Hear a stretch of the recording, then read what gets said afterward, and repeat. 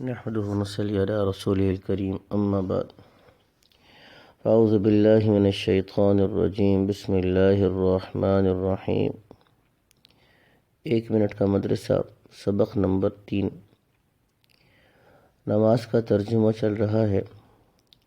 اللہ اکبر کہہ کر نماز شروع کرتے ہیں۔ اللہ اکبر کا مطلب ہے اللہ سب سے بڑا ہے۔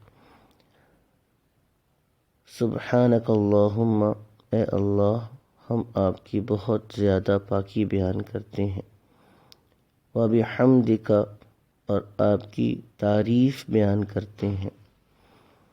نماز کی سنتیں: بالکل سیدھا کھڑا ہونا۔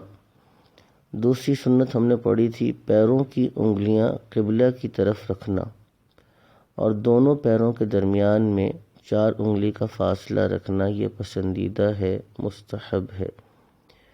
مقتدی کی تکبیر تحریمہ امام کی تکبیر تحریمہ کے فوراً بعد ہونا، یعنی جماعت کی نماز میں مرد حضرات جب مسجد میں نماز پڑھیں گے تو امام کے ساتھ نماز پڑھیں، اس طرح کہ جیسے ہی امام اللہ اکبر کہے تو مقتدی امام کی تکبیر کے فوراً بعد اللہ اکبر کہہ کر نماز شروع کرے۔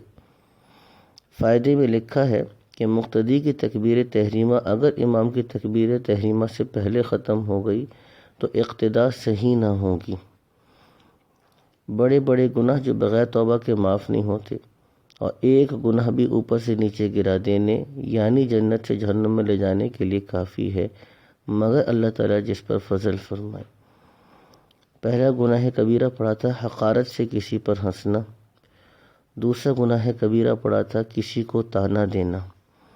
آج تیسرا گناہ کبیرہ پڑھ لیتے ہیں، کسی کو برے لقب سے پکارنا، جیسا او اندھے، او لنگڑے، او موٹے وغیرہ۔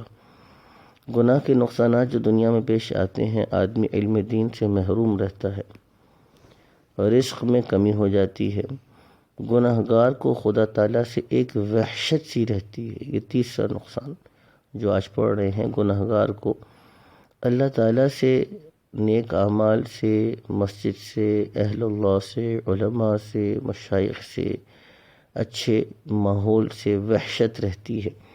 اطاعت کے فائدے جو دنیا میں ملتے ہیں: احکام الہی پر عمل کرنے سے رزق بڑھتا ہے، کبھی رزق کی زیادتی بھی ہوتی ہے اور برکت تو ہمیشہ عطا ہوتی ہے۔ طرح طرح کی برکتیں زمین و آسمان سے نازل ہوتی ہیں، ہر قسم کی تکلیف اور پریشانی دور ہو جاتی ہے، اللہ تعالیٰ ہر قسم کی دشواری سے نجات عطا فرماتے ہیں۔ اللہ تعالیٰ عمل کرنے کی توفیق نصیب فرمائے۔ وآخر دعوانا الحمد للہ رب العالمین۔